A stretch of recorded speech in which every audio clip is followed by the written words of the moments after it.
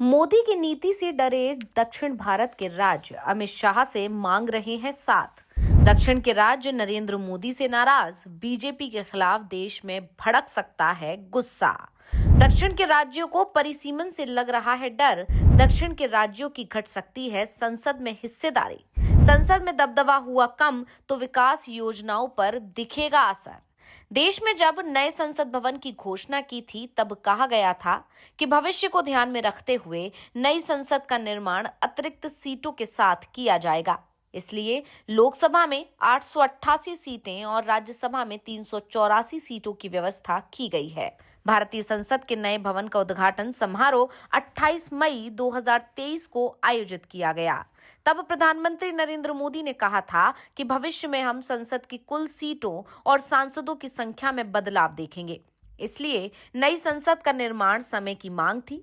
अगर सरकार परिसीमन कराती है और संसद में सीटों की जो संख्या 543 है उसे बनाए रखती है और देश में जनसंख्या के हिसाब से सीटों का फिर से निर्धारण किया जाता है तो 2026 में तमिलनाडु में 31 सीटें रह जाएंगी, जबकि आंध्र प्रदेश और तेलंगाना में मिलाकर 34 सीटें और केरल में कुल 12 सीटें होंगी। अगर अभी की बात करें तो इस समय तमिलनाडु में 39, आंध्र और तेलंगाना में कुल मिलाकर 42 और केरल में 20 सीट हैं। सिर्फ 4 राज्यों में ही 24 सीटों का नुकसान दक्षिण भारत के राज्यों को होगा। इसके उलट उत्तर प्रदेश में 91 सीटें, बिहार में 50 सीटें, राजस्थान में 31 और मध्य प्रदेश में 33 सीटें होंगी। इसका मतलब ये है कि मौजूदा सीटों की तुलना में जहां दक्षिणी राज्यों को तो नुकसान होगा, लेकिन उत्तर के हिंदी भाषी राज्य बिहार, उत्तर प्रदेश, मध्य प्रदेश और राजस्थान में ही 31 सीटें ज्यादा हो जाएंगी। पहले से ही देश की सियासत में उत्तर भारत का दबदबा माना जाता है। इसके बाद ये दबदबा और बढ़ जाएगा। तो आज हम परिसीमन के चलते दक्षिण भारत के राज्यों में बढ़ता मोदी सरकार के विरोध को लेकर ही अपनी इस वीडियो में करने जा रहे हैं चर्चा, तो वीडियो को आखिर तक जरूर देखें। जैसा हमने पहले बताया कि अगर सीटों की संख्या को बढ़ाया नहीं जाता है और जनसंख्या के आधार पर परिसीमन कर दिया जाता है तो दक्षिण भारत की सीटें कम हो जाएंगी और उत्तर भारत में उससे ज्यादा सीटें बढ़ जाएंगी। लेकिन सरकार अगर ये फैसला करती है कि सीटों की संख्या 543 से बढ़ाकर 848 करनी है, तो अगर ऐसा होता है और इससे सीटें जनसंख्या के आधार पर बढ़ाई जाती हैं तो उत्तर प्रदेश में 143, बिहार में 79, मध्य प्रदेश में 52 और पश्चिम बंगाल में 60 सीटें होंगी। वहीं तमिलनाडु में 49, आंध्र प्रदेश और तेलंगाना में 54 और केरल में कुल 20 सीटें होंगी। यानी दक्षिण भारत के 4 राज्यों में अगर सीटों की संख्या 22 बढ़ेगी तो हिंदी बेल्ट की सिर्फ 3 राज्यों में से संख्या 125 बढ़ जाएगी। यानी नुकसान में दक्षिण भारत ही रहने वाला है।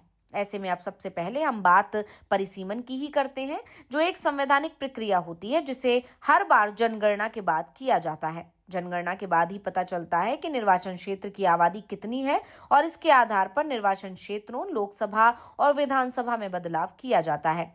शुरुआत में हर जनगणना के बाद परिसीमन आयोग का गठन होता था, लेकिन 1973 से यह सिलसिला रुक गया था। अब तक भारत में 4 बार 1952, 1963, 1973 और 2002 में आयोग का गठन किया जा चुका है और इस बार ये माना जा रहा है कि 2027 तक जनगणना के आंकड़े आ जाते हैं तो परिसीमन आयोग का गठन हो सकता है, जिसके बाद महिला आरक्षण भी लागू किया जाएगा। जिसके बाद संसद और विधानसभा में 33% सीटें महिलाओं के लिए आरक्षित कर दी जाएंगी। फिलहाल हम बात परिसीमन आयोग की कर रहे हैं, जिससे संविधान की तरफ से शक्तियां और स्वायत्त प्रदान की गई है। उनके लिए गए निर्णयों को किसी भी अदालत में चुनौती नहीं दी जा सकती। 1952 में कुल 489 लोकसभा सीटें थी और 1973 में सीटों की संख्या 543 हो गई। साल 1976 में इंदिरा गांधी ने 42वें संशोधन के जरिए परिसीमन पर 25 साल के लिए रोक लगा दी थी। दरअसल संविधान के अनुच्छेद 81(2) में कहा गया है कि किसी राज्य की जनसंख्या और उस राज्य के संसद सदस्यों की संख्या के बीच का अनुपात सभी राज्यों के लिए समान होगा। इसलिए अधिक जनसंख्या वाले राज्यों में ज्यादा सांसद हैं और कम जनसंख्या वाले राज्यों में कम सांसद हैं। साफ है, 1973 में इंदिरा गांधी ने इसी अनुच्छेद के चलते परिसीमन पर रोक लगाई थी, क्योंकि इस दौरान देश की जनसंख्या तेजी से बढ़ रही थी और सरकार की तरफ से परिवार नियोजन को बढ़ावा देने की कोशिश तेज हो गई थी। परिसीमन जनसंख्या के आधार पर हो रहा था। ऐसे में इस बात की आशंका तभी दिखाई देने लगी थी कि अगर जनसंख्या के आधार पर ही परिसीमन किया गया तो जो राज्य परिवार नियोजन को अपनाएंगे वो राजनीतिक रूप से बड़े नुकसान में चले जाएंगे, और जो राज्य इस योजना को अपनाने में विफल होंगे उन्हें पुरस्कार मिल जाएगा। इसी के चलते इंदिरा गांधी ने परिसीमन आयोग पर 25 साल के लिए बैन लगा दिया, जो 30 तक लगा रहा।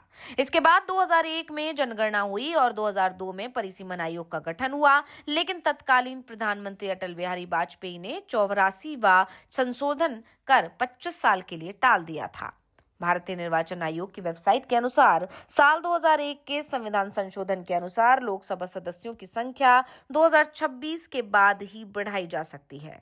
अगर जनगणना हमेशा की तरह होती तो 2021 के बाद अगली जनगणना 2031 में आयोजित की जाती। चूंकि 2021 में जनगणना नहीं हुई, इसलिए संभावना है कि जनगणना 2026 के बाद की जा सकती है और उसके आधार पर अगले कुछ सालों में निर्वाचन क्षेत्रों का पुनर्निर्धारण किया जा सकता है। यानी साफ है कि परिसीमन को लेकर जो सवाल तमिलनाडु के सीएम एम.के. स्टालिन ने उठाए हैं, उससे एक बात तो साफ हो गई है कि दक्षिण के राज्यों में इसे लेकर चिंता दिखाई दे रही है। तमिलनाडु के सीएम एम.के. स्टालिन ने तो राज्य के सभी दलों की मीटिंग बुलाई है, जिसके बाद कर्नाटक के सीएम एम. सिद्धरामैया ने भी इसे लेकर केंद्र से गारंटी मांगी है।